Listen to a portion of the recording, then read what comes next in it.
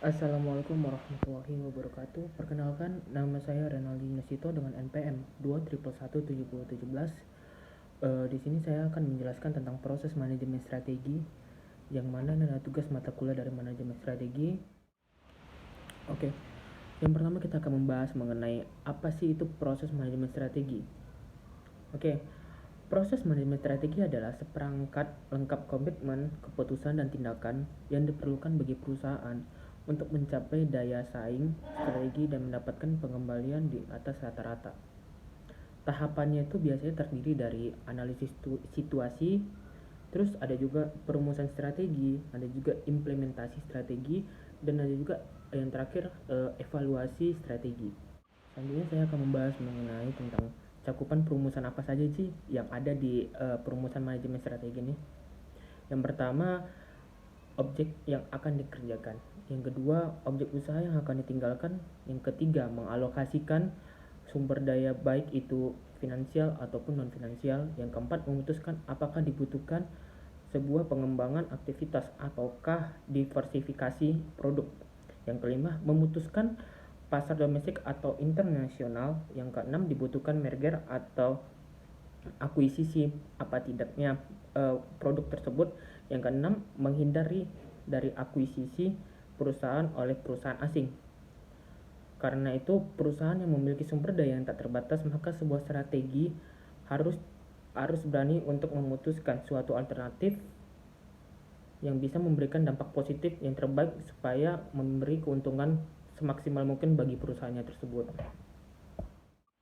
Yang kedua, kita akan membahas mengenai tentang mengimplementasikan strategi. Sering juga disebut dengan tahapan dari aktivitas manajemen strategi tersebut. Dalam tahapan mengimplementasikan strategi ini, perusahaan biasanya menetapkan tujuan atau sasaran perusahaan tahunan, menyusun kebijakan, memotivasi karyawan, dan mengalokasikan sumber daya agar strategi yang telah disusun bisa berjalan dengan mulus atau lancar. Mengimplementasikan strategi ini juga meliputi budaya yang mendukung pengembangan perusahaan, menyiapkan anggaran, memanfaatkan sistem informasi, memotivasi sumber daya manusia supaya mau menjalankan dan bekerja sebaik mungkin di perusahaannya tersebut. Sehingga mengimplementasi strategi membutuhkan disiplin dan kinerja yang tinggi serta imbalan yang juga mencukupi bagi karyawannya tersebut. Yang ketiga, kita akan membahas tentang mengevaluasi dan pengawasan strategi. Evaluasi dan pengawasan strategi adalah tahap akhir di dalam proses manajemen strategi. Seluruh strategi adalah sumber modifikasi di masa yang akan mendatang.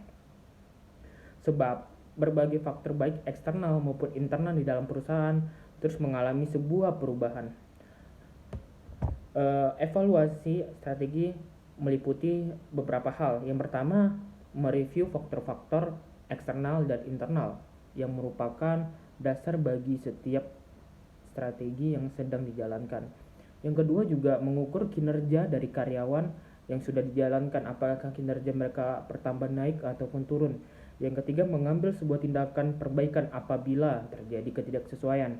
Ketidaksesuaian ini yang dimaksud adalah jika di tengah perjalanan tidak sesuai dengan tujuan yang pertama, maka perusahaan harus menyiapkan strategi yang baru untuk tujuan yang sama, sehingga mereka mencapai tujuan itu dengan strategi-strategi yang baru, karena tidak semua perjalanan di dalam perusahaan itu berjalan dengan mulus.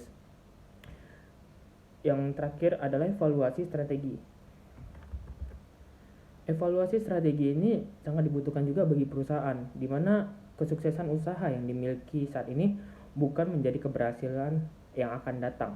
Bahkan seringkali kesuksesan usaha yang masa sekarang bisa muncul persoalan yang baru dan berbeda-beda di setiap yang akan datang. Dengan demikian, jika seandainya mengalami kegagalan, maka persoalan yang baru dan harus bisa dihadapi oleh perusahaan tersebut, menghidupkan kembali aktivitas bisnis yang telah gagal di dalam perusahaan besar. Proses perumusan atau formulasi strategi, implementasi, mengevaluasi kembali, dan pengawasan strategi adalah tingkatan dari hierarki, tingkatan corporate, dan tingkatan divisi, serta fungsional yang ada di dalam perusahaan harus juga diubah jika tujuan perusahaan tidak tercapai. Selanjutnya kita akan membahas tentang prinsip dari manajemen strategi. Perencanaan strategi menembus seluruh manajer di berbagai divisi. Jadi setiap manajemen divisi harus belajar untuk berpikir secara strategis. Seluruh tingkatan manajerial akan terlibat di dalam manajemen strategi tersebut dengan berbagai cara tertentu yang mereka akan lakukan. Tiap pola yang akan dipakai berbeda namun masih mengarah pada tujuan yang sama ataupun yang telah ditetapkan oleh perusahaan tersebut. Yang kedua, perencanaan komprehensif atau yang bisa dijelaskan perencanaan berdasarkan pada kebutuhan serta pengembangan bisnis, tidak dibuat dengan asal-asalan. Selanjutnya kita akan membahas tentang komponen proses manajemen strategi. Ada beberapa komponen proses manajemen strategi, diantaranya yang pertama adalah misi organisasi atau misi perusahaan, di mana setiap gambaran tujuan tentang keberadaan perusahaan. Misi ini meliputi ruang lingkup serta karakteristik tindakan yang akan dijalankan oleh perusahaan tersebut. Yang kedua juga ada tujuan. Tujuan merupakan hasil akhir dari sebuah kegiatan. Di sini dapat ditegaskan hal apa yang akan digapai, kapan waktunya, dan beberapa hal yang harusnya dicapai. Yang ketiga juga ada namanya strategi, merupakan keterampilan atau ilmu di dalam memenangkan sebuah persaingan. Persaingan adalah perebutan konsumen atau pangsa pasar, dan konsumen setiap saat akan mengalami perubahan. Maka strategi hendaklah dikelola dengan sedemikian rupa sehingga tujuan perusahaan bisa dapat tercapai di mana pada waktunya. Yang keempat, kebijakan. Kebijakan merupakan cara untuk mencapai sasaran perusahaan. Kebijakan mencakup garis pedoman, aturan-aturan dalam prosedur yang akan untuk menyokong usaha pencapaian sasaran atau tujuan yang sudah diterapkan oleh perusahaan tersebut, sehingga perusahaan akan mencapai tujuan jika kita menetapkan kebijakan atau aturan-aturan yang sesuai dengan bidangnya masing-masing. Contohnya dari ketelatan kerja karyawan itu harus diukur juga. Oke, selanjutnya adalah profil perusahaan, menggambarkan kondisi perusahaan, baik itu keuangan, sumber daya manusia, dan juga sumber daya fisik lainnya, sehingga ini menaikkan keinginan dari konsumen. Pangsa pasar juga akan memilih mana yang terbaik menurut mereka. Jika kita melihat dari profil perusahaan, jika profil perusahaan itu baik, maka menurut saya pribadi itu akan menarik konsumen untuk memilih pasar mana yang akan mereka pilih. Selanjutnya yang keenam adalah lingkungan eksternal, merupakan seluruh kekuatan yang akan memberikan pengaruh terhadap pilihan strategi serta mendefinisikan kondisi kompetisinya. Yang ketujuh juga ada lingkungan internal. Lingkungan internal mencakup seluruh unsur bisnis yang terdapat pada perusahaan tersebut.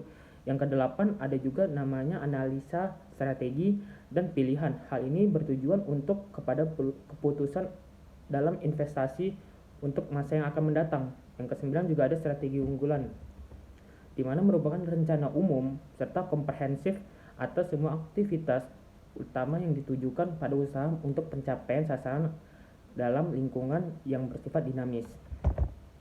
Yang terakhir adalah strategi fungsional, adalah penjabaran strategi umum yang nanti akan dijalankan oleh beberapa divisi lainnya. Landasan dasar untuk manajemen strategi.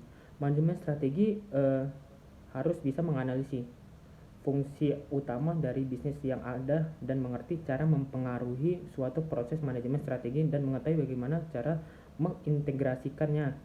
Dari fungsi yang tadi yang telah saya sebutkan, ada juga fungsi lain yang seperti sumber daya manusia, pengembangan dan riset. Yang ketiga serta hubungan dengan masyarakat. Itu seluruh fungsi memiliki pengaruh langsung yang sangat besar pengaruhnya terhadap manajemen strategi. Demikianlah yang dapat saya sampaikan mengenai tentang proses manajemen strategi. Apabila ada kesalahan kata, mohon dimaafkan. Wabillahi taufiq wal hidayah. Wassalamualaikum warahmatullahi wabarakatuh. Terima kasih.